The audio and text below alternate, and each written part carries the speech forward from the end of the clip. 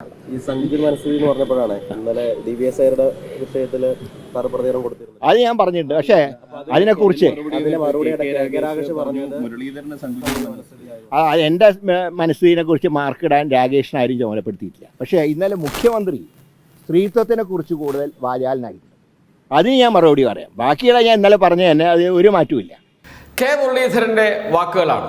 കോൺഗ്രസിൻ്റെ മുതിർന്ന നേതാവാണ്, KPCC പ്രസിഡന്റായിരുന്നു, MP ആയിരുന്നു, മന്ത്രിയായിരുന്നു. അങ്ങനെ കോൺഗ്രസിൻ്റെ തലമുതിർന്ന നേതാക്കളിൽ ഒരാളാണ് കെ മുരളീധരൻ. അദ്ദേഹം വളരെ രൂക്ഷമായ ഭാഷയിലാണ് വിമർശിക്കുന്നത് ദിവ്യ എസ് അയ്യർ എന്ന ഒരു IAS ഉദ്യോഗസ്ഥയെ. എന്തിന്? ഒരു കാര്യവുമില്ല. ദിവ്യ എസ് അയ്യർ, KK രാഗേഷ് CPIMൻ്റെ കണ്ണൂർ ജില്ലാ സെക്രട്ടറിയായി പോകുന്ന ഘട്ടത്തിൽ മുഖ്യമന്ത്രിയുടെ പ്രൈവറ്റ് സെക്രട്ടറി ആയിരുന്നു. അവിടെ KK രാഗേഷ് ചെയ്ത പ്രവർത്തനങ്ങളെക്കുറിച്ച് KK രാഗേഷിൻ്റെ ജൂനിയർ ആയി പ്രവർത്തിച്ച ഒരു ഉദ്യോഗസ്ഥ ഫേസ്ബുക്കിൽ ഒരു കുറിപ്പിടുന്നു, 2 നല്ല വാക്കിടുന്നു. അത് ഇത്ര വലിയ രാഷ്ട്രീയ ചർച്ചയാക്കേണ്ട കാര്യമുണ്ടായിരുന്നു? കെ മുരളീധരനെ പോലെയുള്ളവർ അത് സംബന്ധിച്ച് അഭിപ്രായം പറയേണ്ട കാര്യമുണ്ടായിരുന്നു? VD സതീശനോട് മാധ്യമങ്ങൾ ഇതേക്കുറിച്ച് ചോദിച്ചപ്പോൾ VD സതീശൻ പറഞ്ഞത് നോ കമന്റ്സ് എന്നാണ്. ഒന്നും പറയാൻ തയ്യാറായില്ല. അത്രയേ ഉള്ളൂ. ഗൗരവമായി കാണേണ്ട ഒരു വിഷയമേ ആയിരുന്നില്ല. പക്ഷേ കോൺഗ്രസ് നേതാക്കൾ അതിരൂക്ഷമായ ഭാഷയിലാണ് ദിവ്യ എസ് അയ്യർ എന്ന IAS ഉദ്യോഗസ്ഥയ്ക്കെതിരെ രംഗത്ത് വരുന്നത്.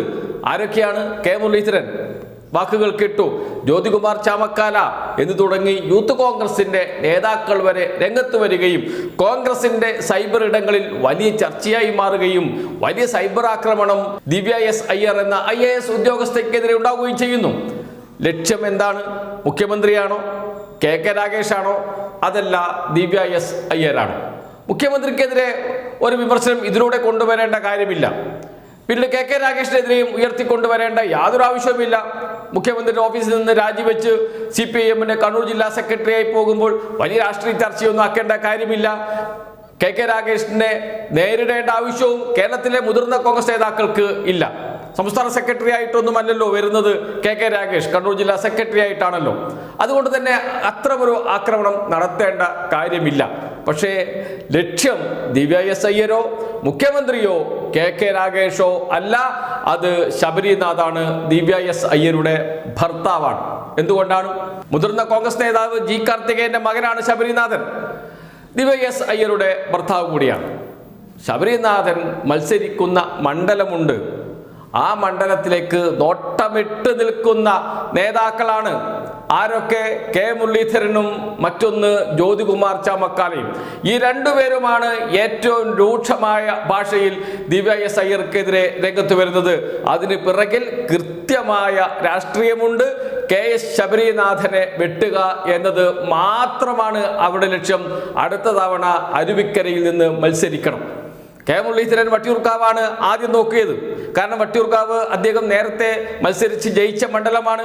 അവിടെ MLA VK പ്രശാന്താണ്, CPIMൻ്റെ MLA ആണ്. VK പ്രശാന്തിനെ തോൽപ്പിക്കാൻ കെ മുരളീധരന് കഴിയില്ല എന്ന് എല്ലാവർക്കും അറിയാം. മണ്ഡലത്തിൽ അത്രമാത്രം സ്വാധീനമുണ്ടാക്കാൻ VK പ്രശാന്തിന് ഇതിനകം തന്നെ കഴിഞ്ഞിട്ടുണ്ട്. അതുകൊണ്ട് കെ മുരളീധരനെ മത്സരിക്കാൻ തിരുവനന്തപുരം ജില്ലയിൽ ഒരു സീറ്റ് വേണം. അത് അരുവിക്കരയാണ് നോട്ടമിടുന്നത്. അത് കെ മുരളീധരൻ മാത്രമല്ല, കോൺഗ്രസിലെ പല നേതാക്കളും നോട്ടമിടുന്നുണ്ട്. അതുകൊണ്ട് തന്നെയാണ് അവരെല്ലാവരും ഒന്നിച്ച് ശബരിനാഥനെ വെട്ടാൻ ദിവ്യ എസ് അയ്യരെ ലക്ഷ്യമിടുന്നത്. മറ്റൊന്നുമല്ല അതിന് പിറകിൽ. കെ മുരളീധരൻ എന്തുകൊണ്ടാണ് അരുവിക്കരയിൽ നോട്ടമിടുന്നത്? കഴിഞ്ഞ ലോക്സഭാ തെരഞ്ഞെടുപ്പിൽ UDF 2000 വോട്ടിന് 2232 വോട്ടിന് ലീഡ് ചെയ്ത മണ്ഡലമാണ് അരുവിക്കര. നേരത്തെ G കാർത്തികേയൻ സ്ഥിരമായി ജയിച്ചു വരുന്ന മണ്ഡലമാണ് അരുവിക്കര. 10,000 വോട്ടിന്റെ ഭൂരിപക്ഷം എല്ലാ കാലത്തും G കാർത്തികേയൻ മെയിൻറ്റെയിൻ ചെയ്യാറുണ്ട് അരുവിക്കര മണ്ഡലത്തിൽ. കഴിഞ്ഞ തവണയാണ് ശബരിനാഥ് അവിടെ പരാജയപ്പെടുന്നത്. 2015 നടന്ന ബൈ ഇലക്ഷൻ, G കാർത്തികേയന്റെ മരണത്തെ തുടർന്ന് നടന്ന ബൈ ഇലക്ഷനിലാണ് ആദ്യമായി G കാർത്തികേയന്റെ മകൻ ശബരിനാഥ് അവിടെ മത്സരിക്കാനെത്തുന്നത്. അന്ന് ശബരിനാഥ് അവിടെ വിജയിച്ചത് 10,218 വോട്ടിനാണ്. 10,218 വോട്ടിന്. തൊട്ട് അടുത്ത തവണ 2016 ശബരിനാഥ് വിജയിച്ചത് 21,314 വോട്ടിനാണ്. 21,314 വോട്ട് വർദ്ധിപ്പിച്ചു, ഭൂരിപക്ഷം വർദ്ധിപ്പിച്ചു. അങ്ങനെയാണ് ശബരിനാഥ് 2016 വിജയിക്കുന്നത്. എന്നാൽ 2021 കാറ്റ് മാറി വീശി. ജി സ്റ്റീഫൻ എന്ന് പറയുന്ന CPIM-ന്റെ പ്രാദേശിക നേതാവ് മത്സരിച്ചപ്പോൾ ശബരിനാഥിന് പരാജയപ്പെടേണ്ടി വന്നു. ശബരിനാഥ് അന്ന് പരാജയപ്പെട്ടത് 5046 വോട്ടിനാണ്. 5046 വോട്ടിന് എന്ന് വെച്ചാൽ കേരളത്തിൽ LDF-ന് അനുകൂലമായ ഒരു തരംഗം ഉണ്ടാകുമ്പോഴും സ്റ്റീഫൻ CPIM ജയിച്ചത് അവിടെ 5046 വോട്ടിന് മാത്രമാണ്. അതുകൊണ്ട് കോൺഗ്രസിന് നല്ല സ്വാധീനമുള്ള മണ്ഡലമാണ്. നന്നായി പ്രവർത്തിച്ചാൽ കോൺഗ്രസിന് UDF-ന് ജയിച്ചു വരാൻ കഴിയുന്ന മണ്ഡലമാണ്. അത് തെളിയിക്കപ്പെട്ടു 2024 ലോക്സഭാ തെരഞ്ഞെടുപ്പിൽ.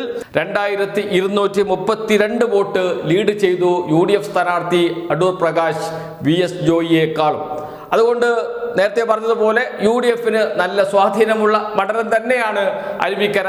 ആ മണ്ഡലത്തിലേക്ക് ഒരു നോട്ടമുണ്ട് തിരുവനന്തപുരം ജില്ലയിലെ കോൺഗ്രസ് നേതാക്കൾക്കും ജ്യോതികുമാർ ചാമക്കാലയ്ക്കും, അതിനെല്ലാം ഉപരിയായി കെ മുരളീധരനും. അതുകൊണ്ട് കെ മുരളീധരൻ രൂക്ഷമായ ഭാഷയിൽ ദിവ്യ എസ് അയ്യർക്കെതിരെ രംഗത്ത് വരുന്നതിൻ്റെ കാര്യം ഇപ്പോൾ പിടികിട്ടിയല്ലോ. രാഷ്ട്രീയമാണ് ലക്ഷ്യം. ദിവ്യ എസ് അയ്യരല്ല, മുഖ്യമന്ത്രിയല്ല, KK രാഗേഷുമല്ല. ലക്ഷ്യം KS ശബരിനാഥൻ എന്ന ജി കാർത്തികേയന്റെ മകനാണ്. ജി കാർത്തികേയന്റെ മകനെ വെട്ടാനാണ് ഈ കളിയെല്ലാം കോൺഗ്രസ് നേതാക്കൾ നടത്തുന്നത്. അതിന് ഒരു ഇരയായി മാറുന്നു ദിവ്യ എസ് അയ്യർ എന്ന് മാത്രം.